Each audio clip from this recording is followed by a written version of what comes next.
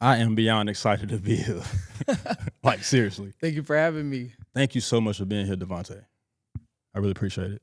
Not at all. Go ahead and let the audience know a little bit about your history, your background, and what got you in the theater here at Winthrop University. Gotcha. Well, I am from Greenville, South Carolina, born and raised. I started theater in high school. Originally, before I did this, I wanted to be a marine biologist. I did too. Yeah, I think that's just a thing. I want to design video games, and then I was like, What? yeah, I was like, let me go be a marine biologist, and it took a lot of chemistry, and chemistry was not my strong suit. That's exactly what happened to me at Clemson. Like, well, before I went to Clemson, like I had oceanography and marine biology on my mind. I was talked out of that. That's a whole nother story for a different situation. Yeah, so I went into engineering, and I am not good at chemistry. So I was like, you know what? I'm a biology guy, symbiosis. So I went into business administration. But go ahead, sorry. Yeah, no, you're all good. Then I was like, marine biology, that sounds fun, but a lot of chemistry wasn't my strong suit, not in the slightest. And then I realized we know more about space than we do the ocean. Right. And that kind of, I was like, maybe not. And I was like, zoology. That also still takes a lot of chemistry. And I've been singing since I came out the womb. My mom says I just never be quiet. I love old R&B. I used to sing in the choir. And then when we had auditions for, I think, Annie was my first ever musical I did in high school. I was like, I could be doing this all the time. I enjoy it. I can go to school for this. I can make this a career path. And I was like, I'm good at it. I enjoy doing it. So why not make it a lifestyle? I'm so glad you chose to do it because a couple of Fridays ago, I saw you in action. And I mean, you honestly stole the show. Thank you. Thank you for coming out. Absolutely. My daughter definitely was, exhilarated when you came on stage. You brought a little bit of rhythm and blues, so to speak, a little bit of soul. A little something. We was lacking a little bit, but I had to. Oh, everybody played their part, man. Everybody did a great job. It was wonderful. The cast is amazing. I really love them. It was. So yeah. Yeah. So what led you to study here at Winthrop University specifically, and what have been some of the biggest lessons that you have learned since your time here? I will say when I was starting to register for colleges my senior year of high school, I wasn't doing the best academically. Gen eds are not my strong suit. I like singing, dancing, acting. If I can just do that all my time, I will. Right. And then I went on a few college tours in Lander, some other places, and none of them really spoke out to me. But then I came here and I did a tour of their theater program and met some of the people here. I think the first time I did a walkthrough, they were offering me a ticket to come see a show that they were doing that night. And just being able to see all the stuff that they do and how even your freshman year, as soon as you come in here, they have you doing tech stuff. They have you doing acting classes. They throw you right into it because they actually want to get you prepared. Mm-hmm. So that's what really drove me to study here, because I was like, it's far from home, far enough away that my mom doesn't come up too much, but close enough to where if I want to drive down there, I can. So. Absolutely. I want to give a quick shout out to Ramona here at Winthrop University for allowing us to have access to the Dunlap Roddy Room. Yeah, if y'all don't know Ramona, she holds this, everyone loves getting email from her. She's like the light of the department. I see her 5 times a day. Right. Also, shout out to Brand Pro Joe Gordon. The hat that I have on is of Sage Maxwell. He's a realtor. Holla at Sage if you want advice on buying a house, refinance, and all that good stuff. Brand Pro, great work. Does my merch, as you may not be able to see on my shirt from the distance, but shout out to them. And now, for people who don't know, give us a sense of what it's like to be part of Winthrop's theater department, like the vibe, the collaboration, and the expectations. I want to say, with the theater in general has been really just competitive, even at a college. But I feel like coming in here, it wasn't always like that. It's been very much a family. Everyone's rooting for you. Everyone wants to get booked, but everyone's also you're still friends and family. So I also love that aspect of Winthrop, because it's yes, some people may get in, some people may not, but at the end of the day, we're still cheering each other on. We're still helping each other across the finish line. So I really love that. And the faculty here, shout out. I can do shout outs. 100,000,000%. Shout out Brandon and Rachel Dawson. They are some of the sweetest professors here that want everyone to do their best, to give their best, and they give you so many so many tools and so many guides to what you can do and how you can grow. And I just love them so much. And I love that about Winthrop, that we they do whatever they can to make sure that you have whatever you need to get out there in the real world, because they still do theater. It seems genuine. Well, it is genuine. Yeah. And that's very important. I had said this on a recent podcast. You know, being in classes at Clemson, like there's like an auditorium room that holds like 300 students, and I didn't learn anything. You know what I mean? But here, smaller classes, a more intimate setting, you can make eye contact and see the teacher's eyes. You know what I'm saying? Like it makes a lot of difference. I have experience with that. So any parents out there sending their kids out to college, you know, pay attention to what's going on with that. Yeah. Now back to the spelling bee, yo. The 25th annual Putnam County Spelling Bee, to be long title, precise. How did you get involved in that? Was it just something you had to audition for? Like, yeah, they usually send out close to the end of the year all the shows that they'll be doing this semester, and they have audition dates, what materials you need, who will be directing it, who will be the music director. And we have it's almost like a movie, a musical movie, and then we have a little board out there, cork board. Yeah. All the information's put out there, callback list, signature on it if you decide to come to callbacks, and if you get in, you sign it. So it's fun. You just kind of go, and then all the professors are very open to you coming and talking to them about it if you have anything that's unclear. So they're very just open about it, and it makes the audition process so much better. Excellent. To your knowledge, are those auditions only for like Winthrop students, or what about alumni members? I believe so. As far as I know, inquiring minds would love to know. Okay, hey, I might be able to get you in. I got it. I would say just Winthrop students as of right now, because it's considered a class. Yeah. So we have to pay for it when we get into a musical. So we should change that. But yeah, so I guess as of right now, just students. But I got you. I'm gonna get you in now. I appreciate that. I have a serious passion for theater and the arts that has been dormant for far too long. And I apologize to the audience and my friends and family members and the people of the world for being so selfish for so long. Please, stay tuned. I will say a good thing about Rock Hill is there are so many community theaters around this area to where anyone can do, or even master classes, which I think those are open to anybody. Anybody's able to come to those.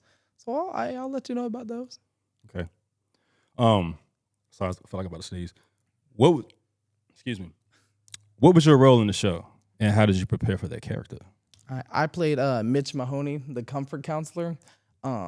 My character at the start of it doesn't want to be there. He's a ex-convict. He's doing it for community service. You did that? Yo, go ahead. He was doing it for community service. He didn't want to be there trying to comfort all those kids.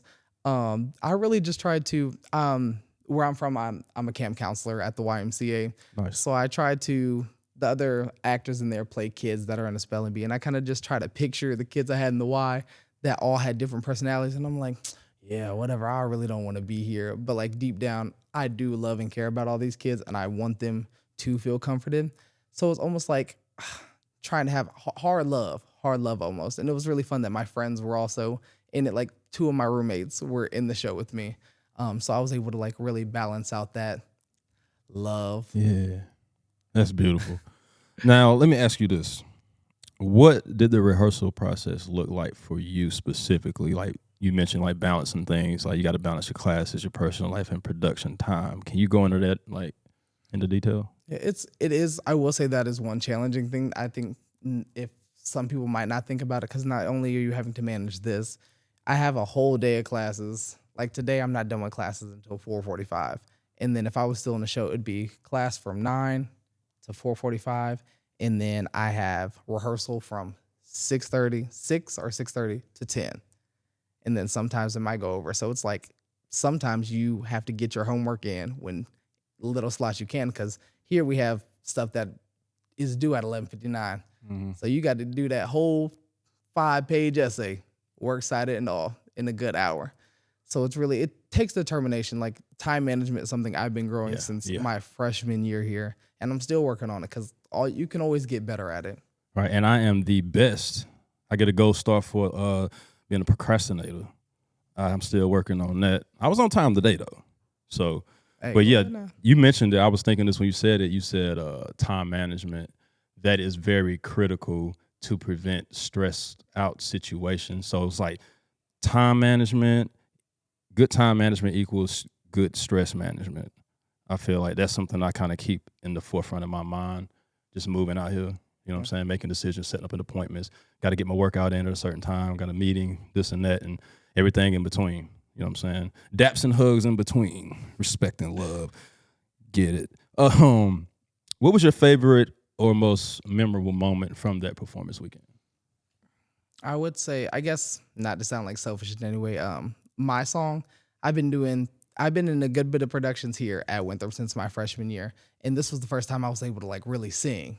Oh yeah, with soul and all. Well, you know, the audience, some of the audiences some of the audience members, probably didn't get a chance to see you live. Would you like to give them a little dose of it? A little. Wait, okay. Let me see. Oh, this is gonna be so. Oh, say, can you see? That probably wasn't the best pick. Hey, bro. Oh, happy day. A little something. Real deal, Holyfield. Holyfield. Representing South Carolina from Greenville, right? Greenville. But we on the rock, baby. I'm telling you, we got so much talent out here, and I'm just the person going around giving everybody their bouquet. Hey, and thank you. We need to Absolutely. give it to you because without you, I wouldn't be here today being able to reach out to people and tell them how amazing and how much I love theater and how I think they should do it. It's disappointing to see one empty seat. There shouldn't be any empty seats in there. When y'all doing the level of, obviously y'all are very disciplined. Yeah. I didn't see or hear one mistake.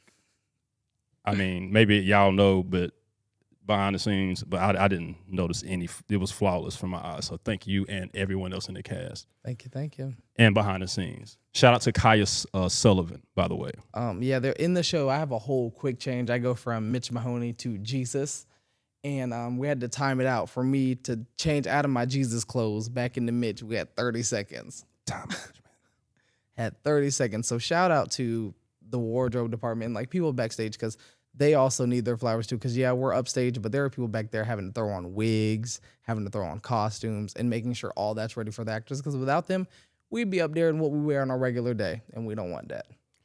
What I've noticed talking to multiple people on campus as far as in the theater department, everyone seems like humble, and no one's like on a high pedestal, a high horse, so to speak. And that speaks volume, in my opinion. So shout out to everybody. The show, it blends humor, improv, and emotion. How did it feel to perform something that made people laugh, but also connect deeply? I think that's what's so powerful about theater nowadays, because you can go in there and make people laugh, and then like 3 minutes later, they're sobbing in their seats. It's just such a powerful and also scary tool from the fact that I think musicals can change the world. I think plays can change the world because we can tell so many stories in so many different ways and change them more and more to fit our natural day circumstances and make people think that it's okay to like take a step back and think, because I feel like we're all on a go. But how about we think about if you were in a spelling bee as a kid, how did that feel for you? And just being able to take things like that is just, I don't know, it's really powerful. It really is. It's very powerful stuff that y'all got going on. What are some of the biggest challenges that you have faced as an actor, like both on stage and off stage? I will say for Putnam or spelling bee, for that one in particular, trying to keep your composure together, because you have lines that are really funny. You have things that are funny that the audience, because again, half the time we don't have a live audience when we're in rehearsal process. Mm-hmm. So the things that we thought were funny, they might not, but then something we didn't think's that funny, they're like laughing for like a whole minute straight. So being able to keep composure on stage is it's so hard. But back to like the discipline thing, mm-hmm. You have to make sure, yes, your time management goes to like homework that you need to do, but things that you need to do for when you get back on stage. If you've only go over your lines when you're in rehearsals, it's not going to be good. If you're only going over the dances that you choreographed in rehearsals, that's not going to be good. You have to find time outside of that, if that makes sense. Of course, absolutely. Yeah. How do you deal with the nerves before going on stage, and has that changed over time? And I was talking to you about the acting class I got coming up. So if you could just explain to the people, like, what do you do regarding your nerves? Something I've been doing that I was taught in high school, we do this thing called Shake It Out. So it's like you take each part of your body, your arm, your leg, and go 1, 2, 3, 4, 5, 6, 7, 8. 1, 2, 3, 4, 5, 6, 7, 8. 1, 2, 3, 4, 5, 6, 7, 8. 1, 2, 3, 4, 5, 6, 7, 8. 1, 2, 3, 4, 5. 1, 2, 3, 4, 5. 1, 2, 3, 4, 5. And you go all the way through, and you kind of just shake it all out. Nice. And it kind of just gets you prepared. Or like sometimes we do a clap in where you take the whole cast and you all look at each other in a circle, and then you clap and then slap the ground to help you lock in from what you have going on the outside world. We're going to separate that from what we're going to do on stage, because we want this story to be told with the most genuine we can without having to take our problems. It's almost like a step away from us. It's fantasy land where we are able to like leave what we have going on, bills, rent, family issues, relationship issues, and be able to tell a story of hope, of sometimes sadness, of sometimes just being somewhere else is such a powerful thing, and it's really sweet. What's interesting about that, what you just said, is leaving the stuff from the outside, leaving it outside and not bringing it on stage. But how does that work when you are dealing with something, but let's say you're going into a role that shows you that you have to show anger or passion? You have to tap into that, right? Yeah. Like, we're always taught there's a thin line, because you always want to, some directors say don't dive too deep into your feelings, because that can almost take you into a scary place. And that sounds like so mystic, but it can, because you're bringing up all these emotions. No, mental health is real. I totally get what you're saying. Yeah, all these raw emotions. But it's also, if you're able to handle that, I would say go for it, but not too much, because that it can be a scary thing when you're bringing it. If anger scene, but there's stuff going on in your own life that brings up too much anger, you don't want to hurt yourself. We've seen actors time and time. That parallels with jujitsu. I was trying not to bring up jujitsu when you brought that up, but No, you keep talking about it, and it parallels. Because I mean, like, if you come into jujitsu with your ego, or you going through some stuff and you mad at somebody, you can either A, hurt that person that you're training with, or B, go too hard and hurt yourself.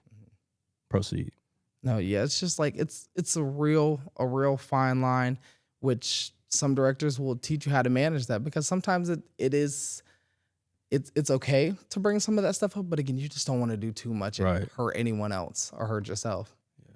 You got to be able to control it. Yeah, because back to when I say like we clap in, we also tap out. So it's like everything that we just did on stage, we did that. Now we have to go back to our own life. So we're also separating ourselves from our character that we're just playing, and anything that character might have had going on. Like Olive in the in Putnam, she like has a mother that's all the way in India, so she's not home. Has a father who's not much stuff going on, and she's at this spelling by herself. She got there on a bus, and the whole time she sings a song about, "Hey lady, don't sit in that seat because I'm saving that one for my dad." And in reality, he never ends up making it. And she sings this song called the "I Love You" song, of how she wants her parents to like really just say "I love you," and then it's like a whole fantasy, because it's not the reality or not in that moment. Oh, shout out to her. Yeah, amazing actor, like being able to go into that, and then also take yourself out of it. It's really so powerful. Yeah. Are there any specific actors, players, or mentors that have inspired your creative approach? I would say this might be like a go to all of them. Denzel Washington. I want to be like him when I grow up. Denzel and Jamie Foxx are so. It's gonna be trouble, trouble. Get your hands off me. They're so powerful. But since I've been here, again, back to I just love giving them their flowers. Rachel and Brandon Dawson. I'm not a big Shakespeare person in the slightest. If I could fight that man, I would. But Brandon Dawson has taught me how to love and see the lyricism in what Shakespeare writes, and how it tells so many deep stories, and stories that are still relevant today, from powerful dictators to wealth and poverty. It's such like a beautiful thing that we actually don't see on a daily basis with old literature. Thank you for sharing that. I just had an idea I'm going to share with you real quick. Okay. What if like we did a live podcast in the future, like leading up to like the night prior to your next show or something like that? I think that would be the dope. Please. We can get you to come in and do it on the stage, have the backdrop and whatever. Watch out now. Yeah. I think we can definitely get that done. The possibilities are endless. Anything is possible. Yeah. I think KG said that.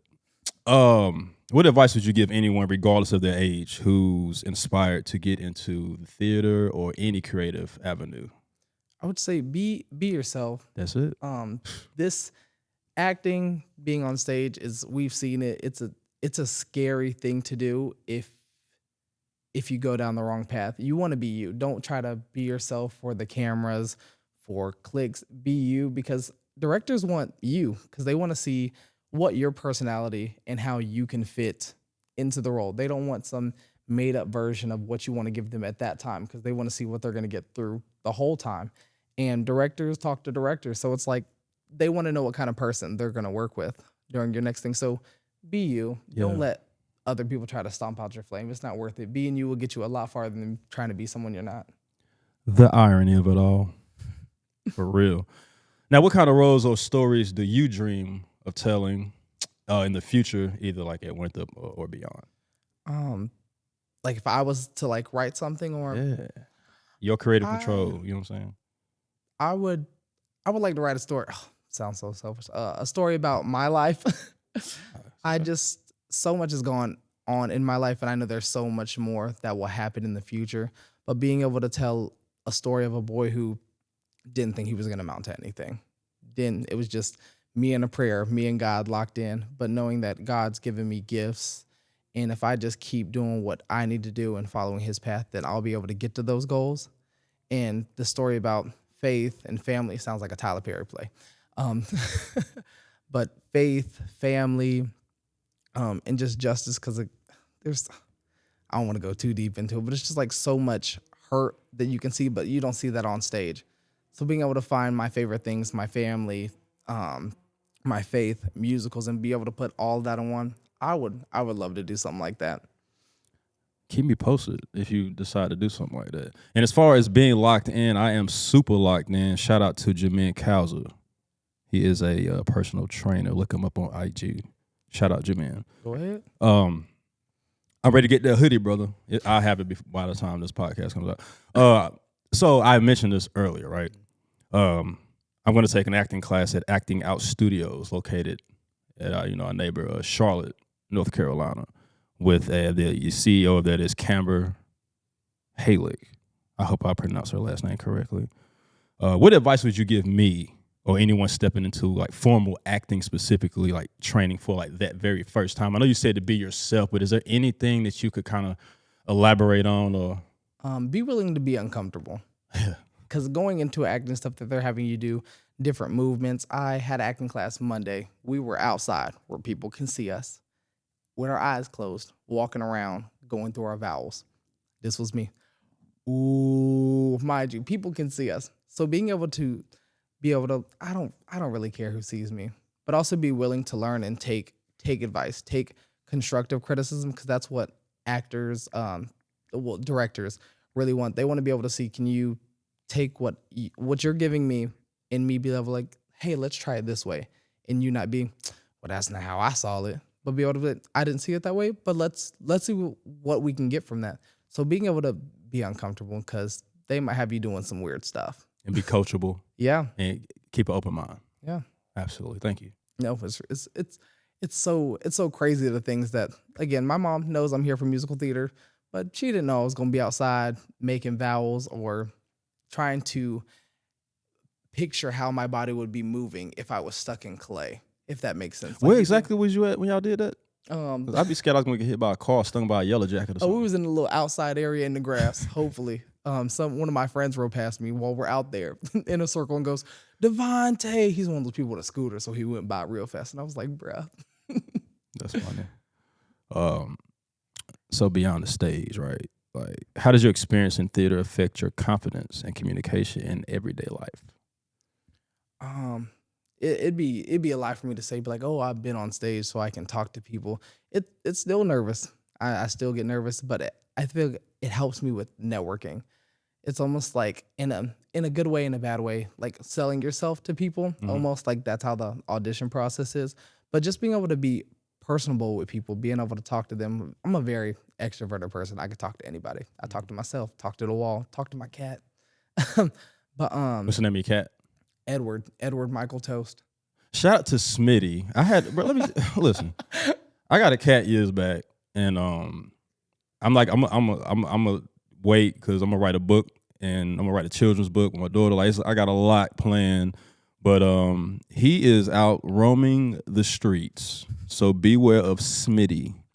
Hashtag raw milk vibes. Yeah, I got my cat from outside too. I was worried he was a bobcat for a little bit, but yeah. Yeah. How do you see theater influencing or building community? I'm all about community here in Rock Hill.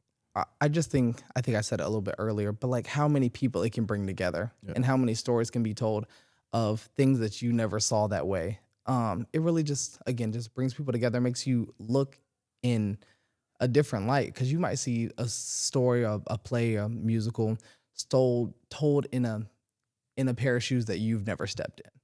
And it really makes you look at the person you're even sitting next to differently in a good way, but just be like, oh, that's what that person's been going through, or that's the story that's behind them. It's such a beautiful thing, and I don't think people talk about it enough.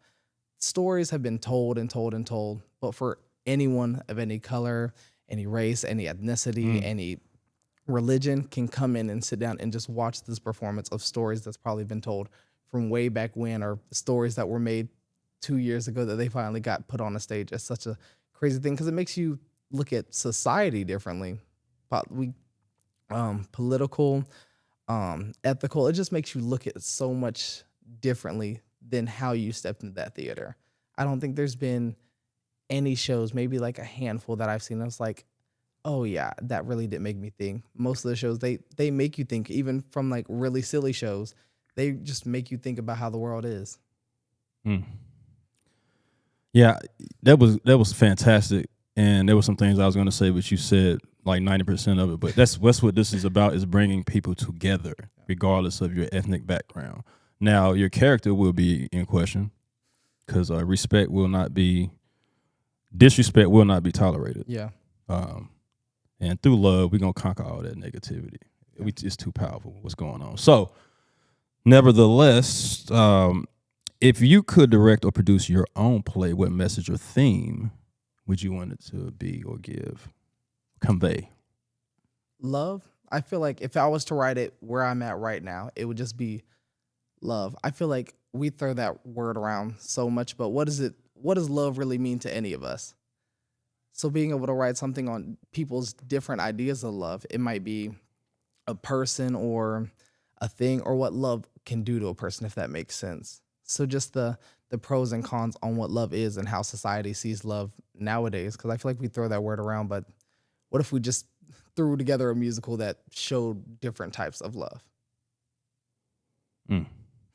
I try to get up every day, not chasing the dollar bill, but what can I do to go help somebody? What can I do to have a positive impact on somebody else's life? Love. And that's what I just love about theater, because it's like you never know what someone in the audience is going through when they walk into that. But all you can do is give them the best performance that they've ever seen and just try to make their day better, if that makes sense. But it's a win right there, if you ask me. Back to outside of the theater, what keeps you grounded or inspired creatively? My pursuit to be able to unlock these gifts that God's given me, and my faith, and that knowing that I try to thank God every day for the gift of acting and singing, and I dabble in dancing. We're gonna move on from that. But without him, I wouldn't be able to do any of these things. So I thank him every single day. I think my mom come from a single parent household. I have 2 younger brothers. Shout out. I love y'all so much. She gives it all for me to be here today. And I can't thank her enough. Hopefully God puts me in a position to be able to get her a house, or be able to thank her for everything that she's done for me. So she keeps me grounded every day. She was texting me earlier today. She was like, I'm so excited for you in the podcast. So I love her, because without her, I don't know where I'd be today. Shout out to your mama. I love her. I love you, Michelle. Don't be mad I called you that. And I apologize to circle back. I think you had mentioned something about this. Well, I'm going to ask you this. Was she at the show Friday? I don't think she was at the Friday. She was on the Sunday one. Oh, so she does. She was. Okay. Yeah. Again, she's been to like all my performances, and this is like the first one in college I've just been able to really, really sing in. And she looked at me. She said, "Tater, I am so proud of you." That's what they call me. What's your nickname? Oh my goodness. Tater or Tay. Yeah. Yeah, my grandma called me Tater Bug. Shout out to my cousin Tay. That's crazy. But yeah, she was like looked at me and said, "I'm so proud of you." And I was doing it for her. That's beautiful, for real. So, what's next for you? Like, can you just like talk about the upcoming shows or include any other goals or projects that you're excited about? Something I've been working on. I'm trying to in the process of writing a song.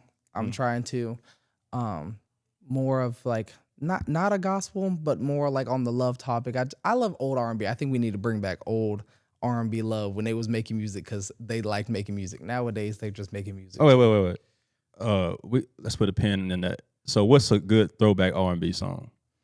My go-to karaoke song is "Let Me Love You." I love some Genuine. So anxious. Yeah. I'm not singing. Love, there's so many things I like to tell you. Like that right there. I heard that song was actually supposed to be a gospel. It was supposed to be like Lord or Jesus, and how they take that name in vain and they don't like really know the meaning of that and they just misuse it. I thought about that song in that way. I was like, that makes sense. I'm gonna tell you what a power is. Them old school church hymns, bruh. Go ahead now. There are some songs that have inspired me, and a few of them are definitely some church hymns. I think getting up in the morning, in the morning, in the morning, in the morning, I'll see my baby. We're collabing. I apologize for y'all's ears to start bleeding. And we're back. Oh, well, no, we ain't done yet. One of my favorites was Fred Hammond. That one was like on repeat. No weapon formed against me shall prosper.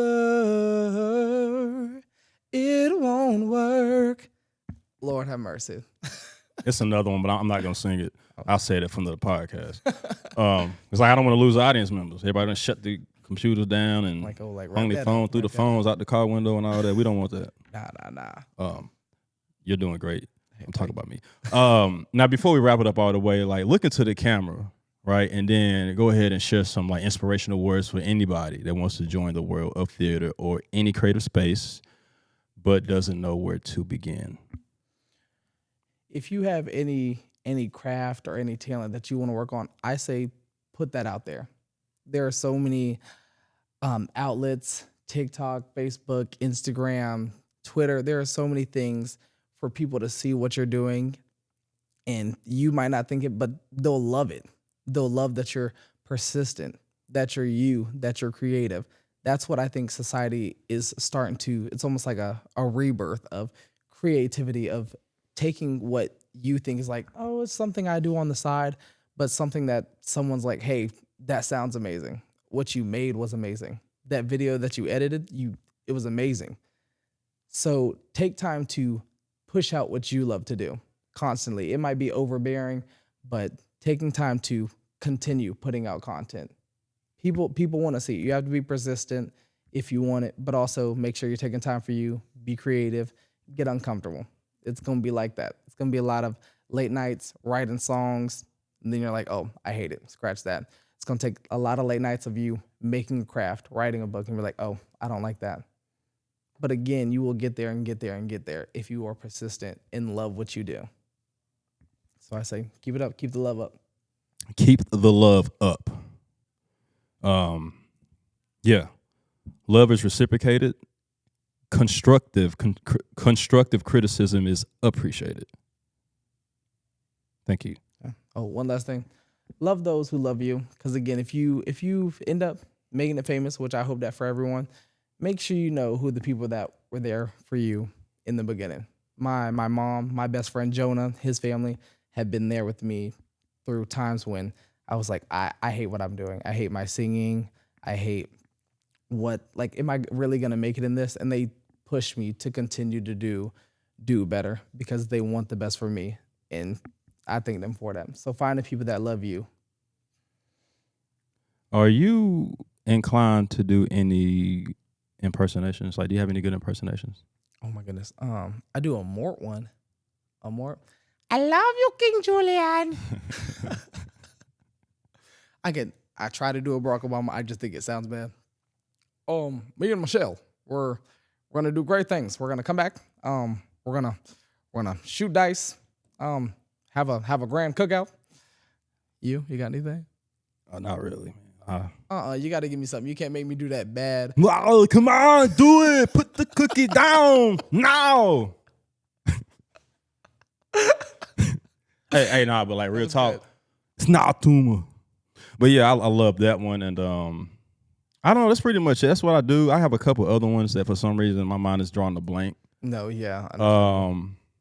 But yeah, so it's cool just to have fun and be yourself. And for y'all that's caught up in that hamster wheel, please find a way out. Holler at me. I can give you a little bit of guidance. I hope I'm inspiring people to tap into their hearts, get down into the roots of their souls, and be yourself and just have a positive impact on society, because the world is going in a very negative direction. And I am part of a movement where this paradigm shift is going to get people going in the right direction, bring people together. You can say it's kumbaya if you want to, but I'd rather be in the woods playing a djembe drum by a campfire singing kumbaya versus sitting up in a cubicle setting with my back all jacked up. You know what I'm saying? You got to work on your ergonomics out this junk. You know what I'm talking about? See, now here we go. No, you have to love what you do, and that's what I think that acting pushes for. It's like you have to. If you don't love it, it will be reflected in your acting. Right. People will be like, that's not real. I don't believe anything that he did. And I want to say thank you again for like reaching out to me, because when you sent me a text, you were like, oh, thank you. Me and my daughter love the show, and would you like to get on the podcast? I was like, so what I'm doing is actually making a difference. Thank you. And that's motivation for me to continue doing what I'm doing. Motivation for an audition I have coming up this weekend, auditions I have later this month. It's just motivation that I'm actually doing something good. And I thank you for that. Like, genuinely. You're welcome. And thank you. Well, how was if you don't mind, and be honest, how was this experience for you doing this podcast today? It was fun. I really like it. We're doing it in a building that I come into pretty often with someone who seems genuinely like you want to make a difference. You want to put people out there that are also making a difference.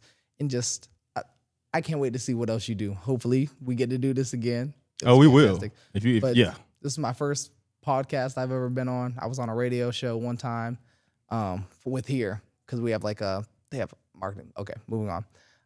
But no, it's been a really fun experience. So thank you. You're welcome. I think we should give someone else a shout out. I can't remember her name, but she was the lady in the Spelling Bee musical who was the office manager or something. She works at the local, we talked about earlier. I don't want to say what she works at. No. Shh. I think. While we're figuring this out, it won't take long. I just want y'all to listen to my voice, and then we're gonna give a major shout out to one of his classmates. You don't remember? No, I'm trying to. She works at Publix. I got her name yesterday, and we connected on social media. I'm so sorry, and I'm not going to edit this. It's just gonna be what it is. It is what it is, because she know what it is. It's all love. I know you, yeah. Yeah, and I wasn't trying to set my man up over here and put him in a corner. So was in the show? She was in the show. She was the main. Yeah, she was like the main office lady person. I'm sorry. I didn't want to say secretary. No, she's like the office manager. Was at the desk with us? Yeah. Rona, Maddie. Okay. Maddie Washburn. That's her. Shout out. Phenomenal. Amazing. I love working with her. This is, I believe, our second show together. She was the baker's wife in not Lost in the Woods, Into the Woods, that we also did here. Amazing voice. Is such a wholesome spirit. Like, wants everyone to succeed. Like, when I tell you, I can't thank her enough because there were times I had rehearsal and I was like, I didn't like the way I did my song. But there was Maddie always there, was like, hey, you're still doing good. This was one rehearsal. So yeah, no, shout out. Yeah, but shout out to everybody, but also shout out to the person that was doing the foot song. Hey, we can go over the whole cast. That was amazing. I'll shout out everybody. That's my roommate Connor. He's a freshman, by the way. He's what we call a triple threat: singer, dancer, actor. He does it all. He's amazing, amazing. Freshman year, booked and busy. Nice. All right. Anything else you want to tell the people how to connect with you on like social media and stuff? Yes, I have TikTok. It's embarrassing. It's called Curly Kid Tay, and then I have 2 Instagrams.